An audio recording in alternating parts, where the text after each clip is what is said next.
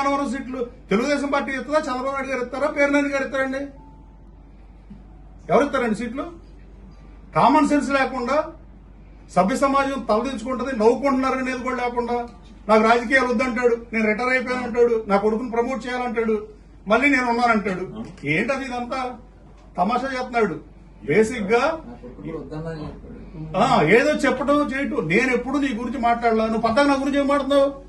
నువ్వు ముందు వాళ్ళకి డబ్బులు కట్టాల్సిన కట్టు. నువ్వు నా దగ్గరకు వచ్చింది నిజం కాదా? నీ పక్కన కూర్చున్నాడు మహోన్నత నాయకుడు అని జిందాబాద్ కొడుతున్నావు నువ్వు. అతను 2014 ఎన్నికల్లో నా దగ్గరకు వచ్చి కళ్ళమ్మ నీళ్లు పెట్టుకుంటే ఇవన్నీ మాడకూడదు. నేను మాట్లాడాల్సింది నేను మాడతా. నా గురించి మాడితే అసలు ఎవరిని ఉపేక్షించను. మంచిదనం చేత గన్నవరంలో నేనేమన్నా మట్టితో వేనా? కొండపౌలూరులో మీరు మట్టితో వేరా తవ్వలేదా? కొండపౌలూరు కొండ మాయమైందా అవలేదా? విజిలెన్స్ రిపోర్ట్ ఉందా లేదా? మెగా లేసిన రోడ్డు లక్ష్మీ ఇన్ఫాన్ వేస్తే కేవలం 50% కూడా డబ్బులు కట్టల ప్రభుత్వానికి.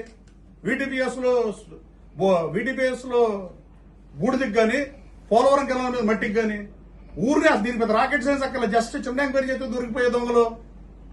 నేనేం మట్టితో వేనా? నేను మట్టి ఫ్రీగా ఇచ్చా గన్నవరంలో. నీలాగే నేను పీడిఎస్ బియ్యం తీసుకో ఆర్టికల్ రాసా. అన్నగారు పెట్టిన పథకం, అన్నం పెట్టిన పథకం అక్రమార్కులు ఫాలో అవుతుందని చెప్పి. ఆంధ్రజ్యోతి ఆర్టికల్ చదువుకో.